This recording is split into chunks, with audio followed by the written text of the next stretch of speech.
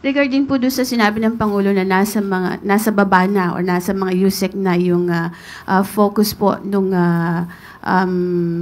pagtingin doon sa mga performance ng mga nasa position po na yon, meron na po bang mga USEC at saka mga nasa government agencies na nag-submit na ng courtesy resignation din po at meron na bang tinanggap ang Pangulo or meron tinanggihan?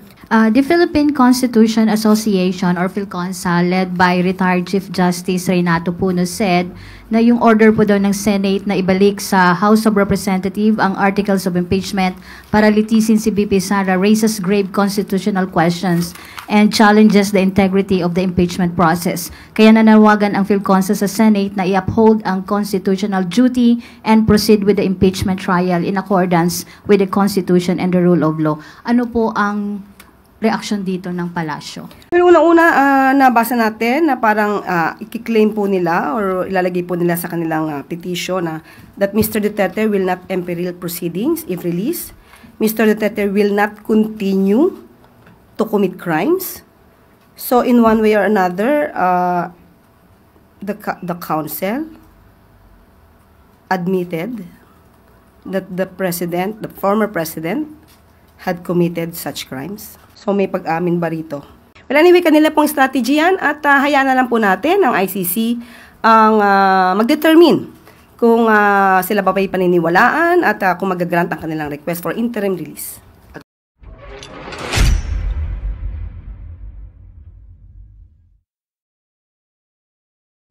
Hey, what's up? Welcome back din sa ating channel dito sa Mobs TV.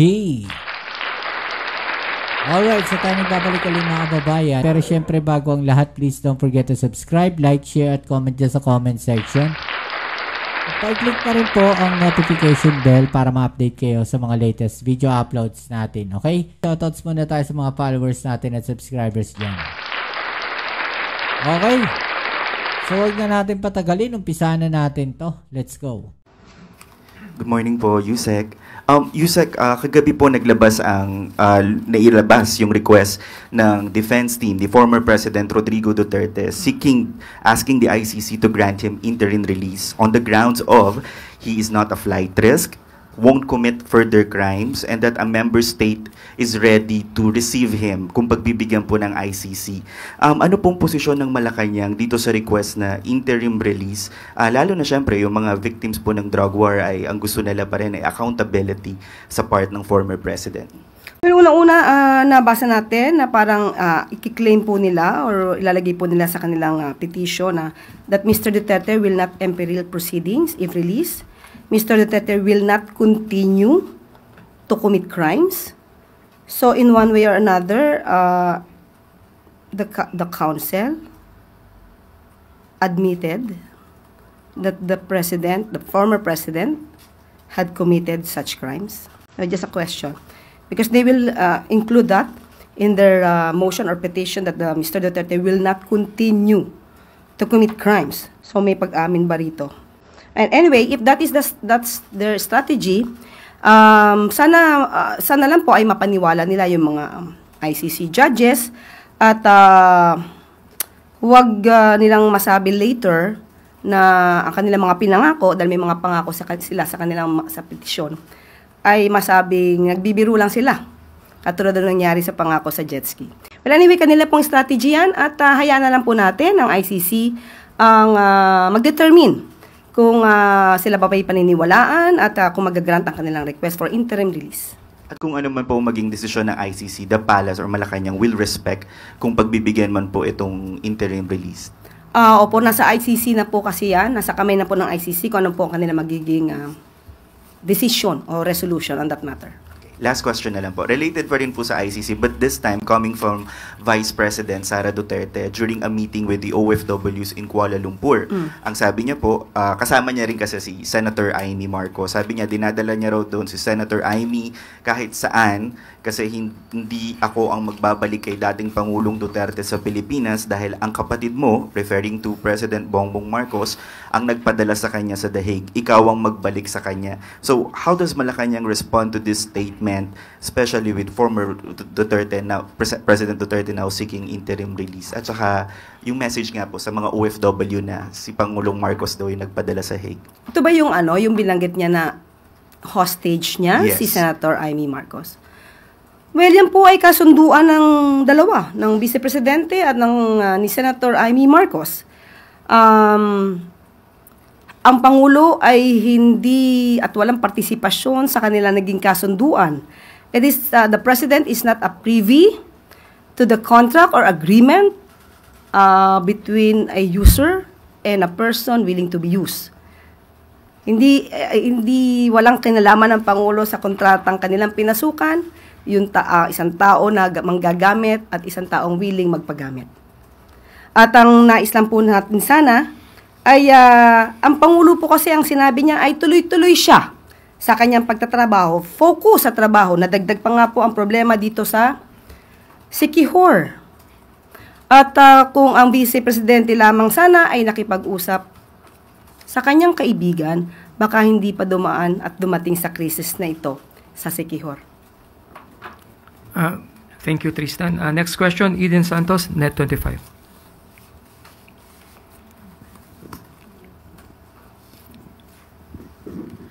Good morning po, Yusek. May we know po kung meron na pong bagong set or tranche ng mga nag-courtesy resignation po na tinanggap na ng Pangulo or tinanggihan?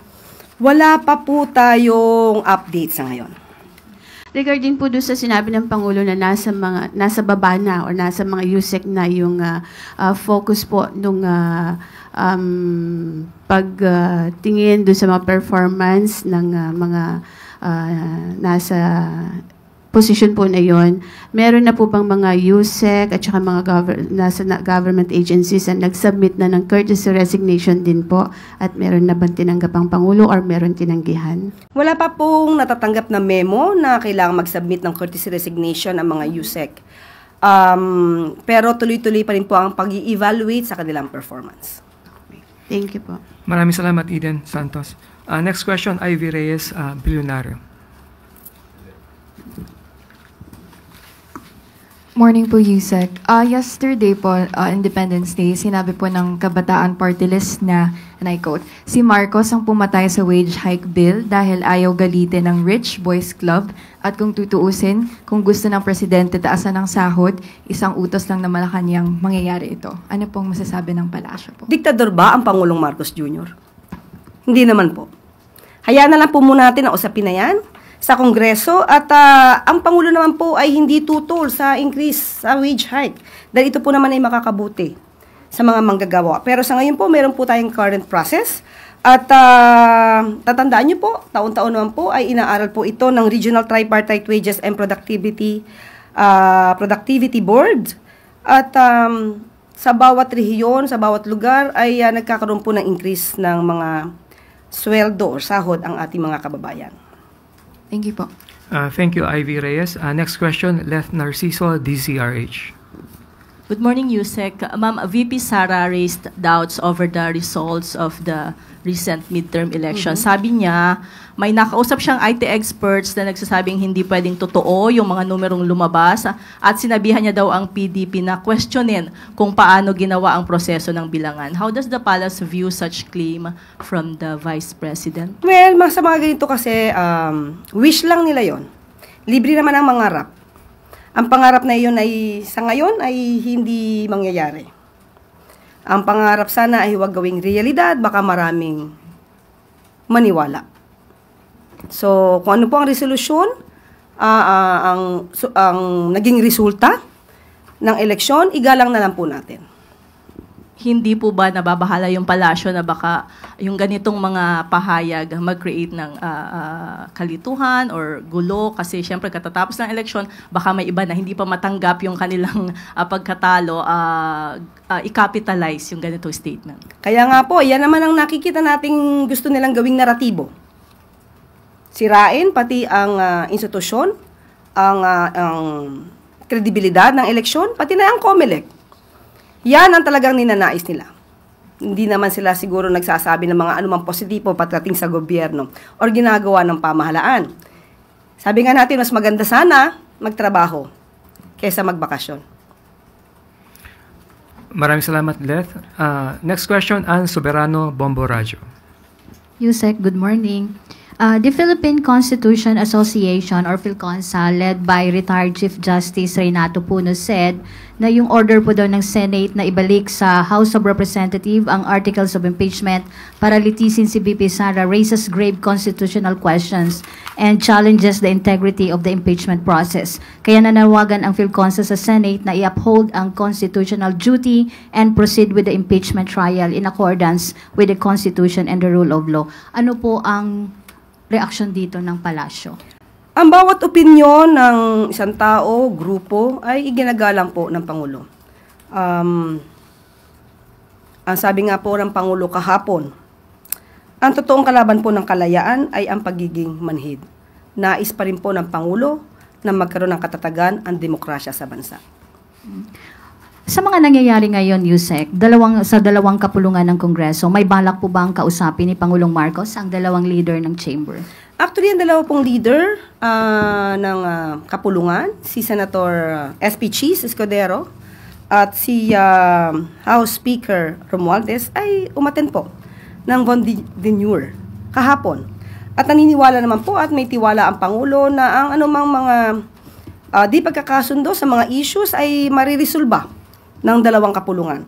Ngunit ang Pangulo po ay open sa anumang dialogo para po maisulong ang kooperasyon at ang katatagan po ng demokrasya sa bansa. Salamat, Yusek. Maraming salamat, Ann Soberano. Follow-up question, Maricel Halili, TV5. Yusek, magandang umaga po. Meron lang concerns coming from some members of the House of Representatives, particularly Representative Chua. And although nag-convene na yung impeachment court, merong ilang mga senator judges na lantaran na nagpapakita ng suporta sa defendant na si Vice President Sara Duterte, particularly Senators Amy Marcos and Robin Hood Padilla. What do you think of this? My opinion? Yes, ma'am. Sa batas naman po, sinasabi na kapag ka po kayo ay tumayong senator judges, dapat meron kayong neutrality. Dapat hindi bias. Sa ngayon po, harap-harapang ipinapakita ang biases. Sana po igalang nila ang taong bayan at magpakita naman ng konting kahihiyan dahil ang sinisilbihan nila ay ang taong bayan, hindi para sa iisang tao lamang.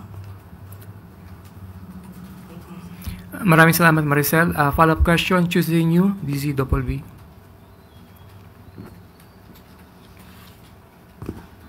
Good morning, ma'am. Ma'am, napansin ko lang, 2 beses niyong nabanggit na mas mabuti pa ngang magtrabaho na lang kaysa magbakasyon. Who are you referring to, ma'am? Mayroon ka bang pinatutungkulan na tao dito sa nagbabakasyon ngayon? May nagbabakasyon po ba? Hindi ko po alam. Kaya ko tinatanong sa inyo. In general po, ang Pangulo po, aksyon, aksyon, at aksyon. Hindi bakasyon. Yan po lagi ang ginagawa ng ating Pangulo. So wala kayong particular na Wala po akong particular. Maliban lamang po kung meron po kayong alam na nagbabakasyon ngayon. Okay. Thank you, ma'am. Maraming follow-up question, Ivan Marina. Nabanggit niyo, Yusek, that the President is open to a dialogue para to thrash out the differences in positions sa upper and lower chamber. But is he going to initiate it? Para ho hindi na lumala itong sinasabing possibility of a constitutional crisis. Sa ngayon po, hindi ko po masasabi kung siya po yung mag-i-initiate. Kasi may mga issues po ito, mas malala po ang issue patungkol sa impeachment. Ayaw pong lumugar ng Pangulo na masasabi na siya po ay nakikialam patungkol po dito.